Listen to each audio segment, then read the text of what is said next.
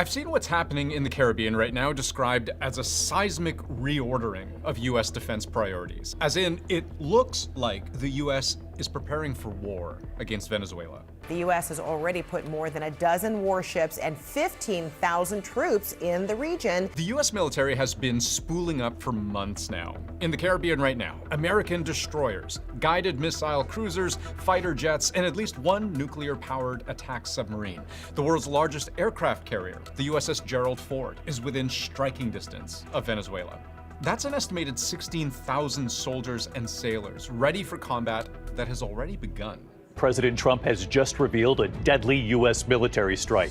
The images just in tonight, the U.S. targeting a boat in the Caribbean. The first U.S. missile strike on an alleged Venezuelan drug boat, September 2nd. Everyone dead. But dozens more would follow. Just shy of 100 killed, as of the time I record this, across at least 25 known U.S. attacks. Venezuela's been very bad, both in terms of drugs and sending some of the worst criminals anywhere in the world into our country. And this would be just the start. In November, Trump approves covert operations inside Venezuela to prepare for the possibility of a broader military campaign. The U.S. State Department brands the de facto ruler of Venezuela the head of a foreign terrorist organization. There's even a $50 million bounty for his capture. Trump routinely accuses Nicolas Maduro of being a drug smuggler.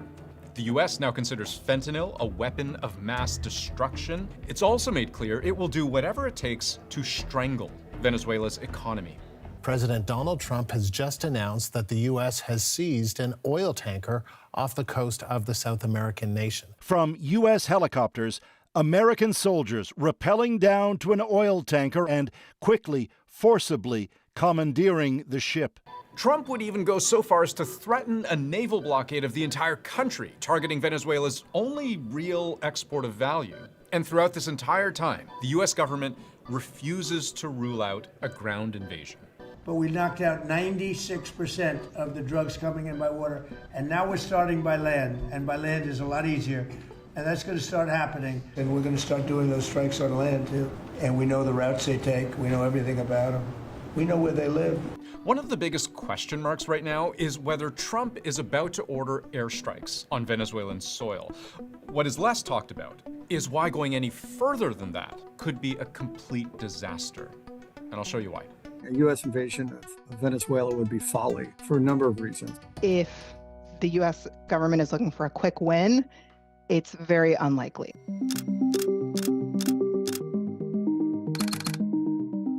You've heard that expression, so close yet so far. That describes Venezuela pretty well. It's just over 2,000 kilometers from the southernmost tip of Florida to Venezuela's capital. From air bases in Key West or south of Miami, that's a non-trivial distance. And it's even farther from the home of U.S. Southern Command, a major tanker hub. If you're flying a tactical jet, like an F-35 for combat, it's too far without refueling at a forward base. So where are the forward bases? Well, there aren't many options for the U.S. in this part of the world. Puerto Rico would become an important staging ground, and according to the Congressional Research Service, 2 of the largest U.S. bases in this region are in Cuba and Honduras. Between them, about 1,000 active duty service members. That's worth pointing out because it starts to speak to the kinds of numbers you actually need for a serious boots-on-the-ground military mission. Citizens of Grenada, military forces from neighboring Caribbean nations and the United States have arrived in Grenada to protect lives and restore order. In the early 80s, it took more than 7,000 U.S. soldiers and Marines to invade Grenada. It was codenamed Operation Urgent Fury, meant to counteract a hardline Marxist coup. This was approaching the final chapters of the Cold War. 6 years later, Operation Just Cause. A U.S. invasion of Panama to depose the dictatorship of General Manuel Noriega. That required a fighting force of somewhere around 27,000 Americans. But here's where geography matters. The entire island of Grenada is less than 1/3 of the size of New York City. Panama, dramatically bigger. No surprise, it required a much larger army to capture. But Venezuela is many times bigger than that. And as another point of comparison, Venezuela is about twice the size of Iraq, which saw the deployment of about 160,000 US troops in the initial US-led invasion to oust Saddam Hussein. That kind of effort, in today's terms, could theoretically be supported by well over a dozen military bases in the Middle East, which again underlines a very different operational reality than what the US would be in if it decides to carry out its first ever invasion of a South American country, even with the armada of warships the US has marshaled to the region.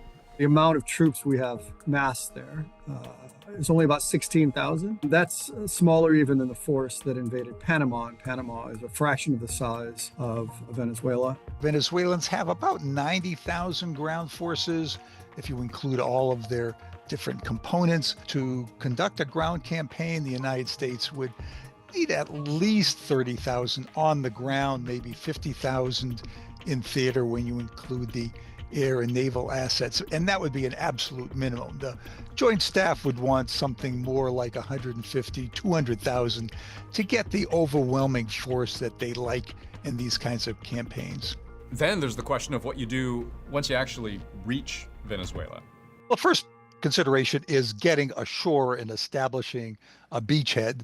The Marine Corps, of course, is trained to do that. They have the firepower to do that. The Army, with its air mobile and airborne forces, that is, forces that come in by helicopter and by parachute, could reinforce the Marines, perhaps taking some objectives further inland, and then expanding that to occupy at least the northern part of the country, particularly Caracas. Caracas would be a key target in any ground campaign, but this part of the country is neither flat nor open. The capital is just behind the Venezuelan coastal range, an extension of the Andes. Nestled into that mountain valley are millions of people living in densely packed, highly urbanized city centers. If the Venezuelans really resisted, taking Caracas, a built-up city, would be a nightmare. And it's not hard to imagine why. Narrow streets, high-density neighborhoods. Tanks don't exactly have full freedom of movement here. It's building-to-building combat, small arms, IEDs, and ambushes where snipers with local knowledge could make things very dangerous for U.S. forces. If the Venezuelan military is going to fight, they probably don't want to land too close to Caracas. They might want to go further west, take one of the other cities out there with a port and an airfield, and then move east towards Caracas, again, pushing the Maduro regime to give up, to go into exile. Which raises an important question deeply embedded in any U.S. decision to invade. How likely would the Venezuelan government be to simply give up?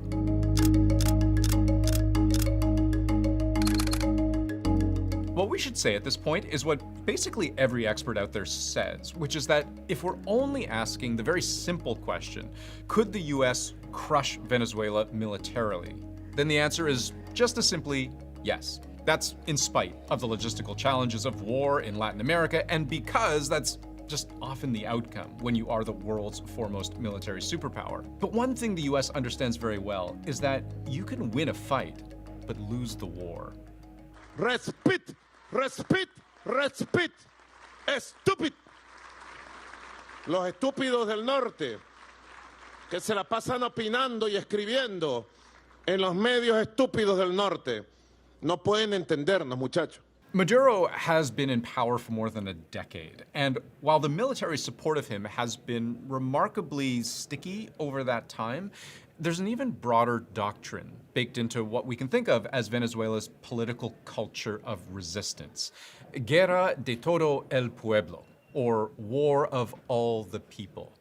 It is an admission that the country's conventional military may be outmatched, but that the way Venezuela finds victory is through attrition, denial, and dispersion. You have a military that is certainly not the best trained and well-equipped military in the hemisphere, but a military nonetheless that will probably disband, take its weapons with it, and be able to wreak havoc and create ongoing continued instability in areas outside of the capital. You have on top of this 2,000 FARC dissidents operating in the region who have about 50 years of combat experience, as well as multiple thousands of ELN guerrillas from Colombia Colombia also operating in Venezuela. Plus, you'll have a police force that will be disbanded and take its weapons with us. You have militias that are already armed. That's a much different kind of problem. There, you're dealing with opponents who aren't going to stand and fight. They aren't protecting a capital or they aren't protecting a presidential palace. You know, they can just fade away. Finding them, engaging them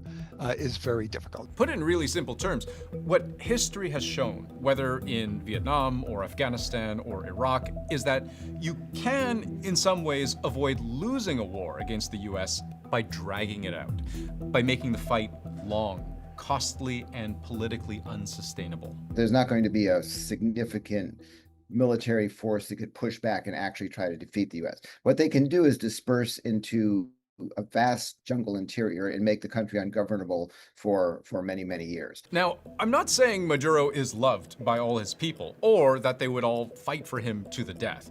He's regarded by the US as having decisively lost the last election, only clinging to power through brutal force. But this is the gamble, the uncertainty of how protracted a fight with Venezuela would be. Add to it the question of whether the opposition, whose leader has been in hiding for months, is strong enough to rebuild.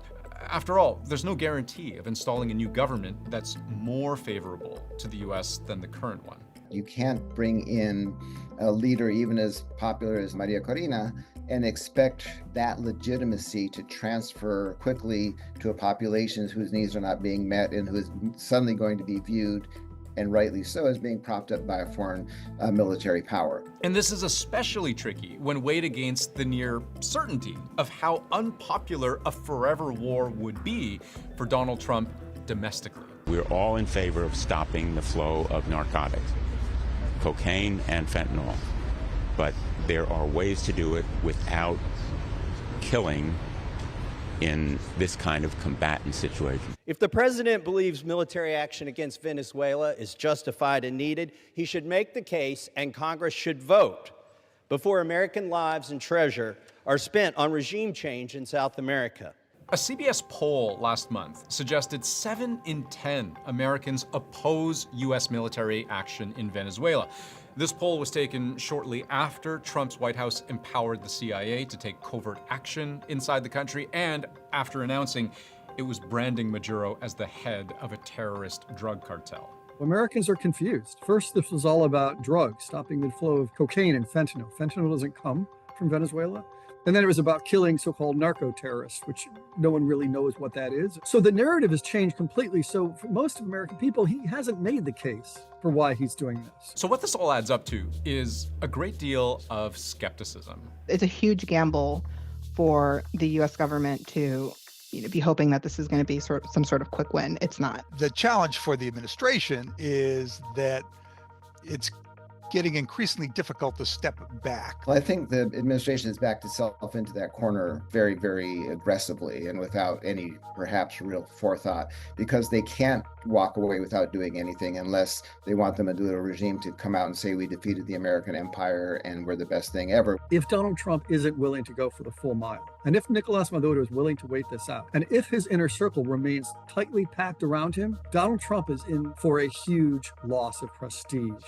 After all this saber rattling, all this hyperbole, all this sort of chest thumping of killing alleged criminals in open water, this is really could be a serious dark stain on his reputation and international authority. And that's the predicament of the moment, that the longer you escalate, at a certain point, pulling back can look an awful lot like losing.